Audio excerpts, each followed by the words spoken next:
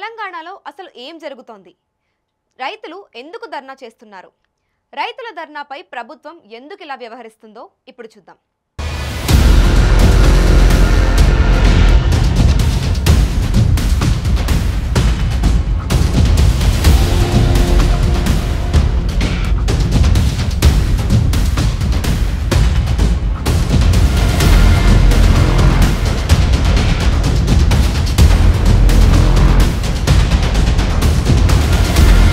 లగచర్ల ఘటన మరవక ముందే మరో ఘటన. అసలు ఏం జరుగుతుంది తెలంగాణలో? ప్రభుత్వాన్ని ఇరుకున పెట్టాలని చూస్తున్నారా, లేదా రైతులను రెచ్చగొడుతున్నారా? ఇదే ఘటనపై మన 4 సైట్స్ టీవీ ప్రత్యేక కథనం.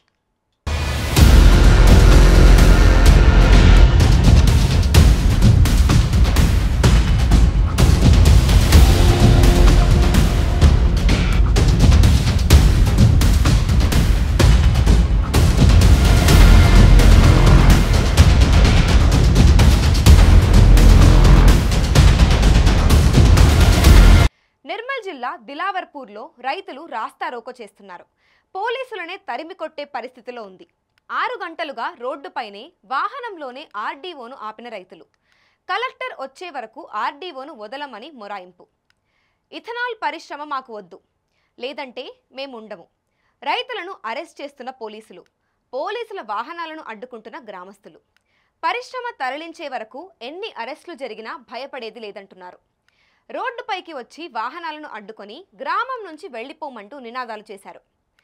పురుగుల మందు డబ్బాలతో నిరసనకు దిగిన మహిళలు. దీనిపై ప్రభుత్వం ఎలాంటి నిర్ణయం తీసుకుంటుందో చూడాలి.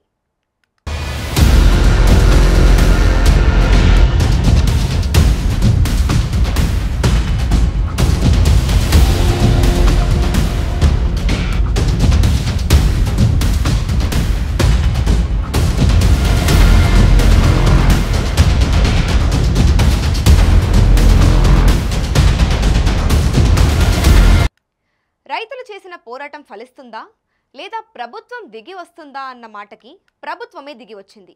ఇథనాల్ ఫ్యాక్టరీ పనులు ప్రస్తుతం ఆపేయండని నిర్మల్ జిల్లా ఎస్పీ అన్నారు. అప్పటితో రైతులు ధర్నా ఆగిపోయిందా, లేదా అలానే ముందుకు వెళ్తుందా చూడాలి. అందరికి విజ్ఞప్తి ఏంటంటే అపోహలు పెట్టుకోవద్దు, ఎట్లాంటి రూమర్స్ నమ్మొద్దు.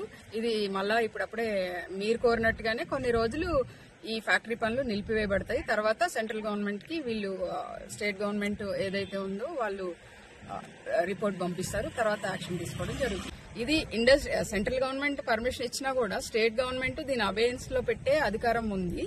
So state government industry secretary దీని అబేయన్స్ లో పెట్టారు. దయచేసి మీరందరూ అర్థం చేసుకోండి. ఎట్లాంటి ప్రతీకార చర్యలకి పూనుకోకండి, అసాంఘిక కార్యక్రమాలకి వెళ్లొద్దు. నిర్మల్ పోలీస్ మీ పోలీస్, మేముండేది మీకోసం.